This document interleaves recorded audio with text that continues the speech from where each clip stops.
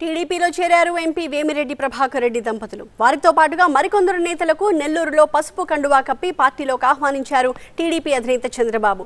వేమిరెడ్డి ప్రభాకర్ రెడ్డి, ప్రశాంతి రెడ్డితో పాటు పసుపు కండువా కప్పుకున్నారు డిప్యూటీ మేయర్ రూప్ కుమార్ యాదవ్. కొంతకాలంగా వైసీపీకి దూరంగా ఉంటున్న వేమిరెడ్డి చివరకు టీడీపీ గూటికి చేరారు. అధికార పార్టీ కార్యక్రమాలకు దూరం అవ్వడంతో వేమిరెడ్డిని కలిసిన టీడీపీ నేతలు పార్టీలోకి రావాలని ఆహ్వానించారు. దీంతో ఇవాల్టి చంద్రబాబు నెల్లూరు పర్యటనలో పసుపు కండువా కప్పుకున్నారాయన.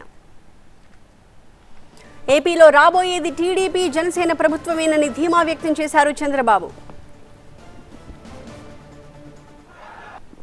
అటు ప్రజలు ఇటు సొంత పార్టీ నేతలు తిరుగుబాటుతో జగన్కి భంగపాటు తప్పదు. ఎవ్వరికి అనుమానం అవసరంలా 1000% చెప్తున్నా, రాబోయేది తెలుగుదేశం జనసేన ప్రభుత్వమే. దాంట్లో అనుమానమే లేదు. ఇప్పుడు జరిగేటన్నీ ఒక నాటకం.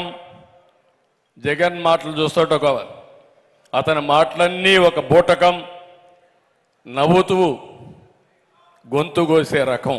ఇది ప్రారంభం మాత్రం. ఎన్నికల నోటిఫికేషన్ వస్తానే ఉధృతమైన తిరుగుబాటు వస్తుంది. వైఎస్ఆర్ కాంగ్రెస్ నాయకుడనే అవార్డు రోడ్డు మీద తిరగాలన్నా భయపడే రోజు తొందరలోనే వస్తుంది. అంతేకాదు, సిద్ధం అంటే గెలవడానికి కాదు, ఓడిపోవడానికి అంటూ ఎద్దేవా చేశారు చంద్రబాబు. దోచుకున్న డబ్బులతో సిద్ధం అంటూ ఎక్కడ చూసినా హోర్డింగ్సే. నాకే అర్థం కాల. నేను రాజకీయాలు 45 ఏళ్లున్నాను కానీ ఇంత విచ్చలవిడితనం నా జీవితంలో ఎప్పుడూ చూడలేదు. మీటింగులు పెట్టారు.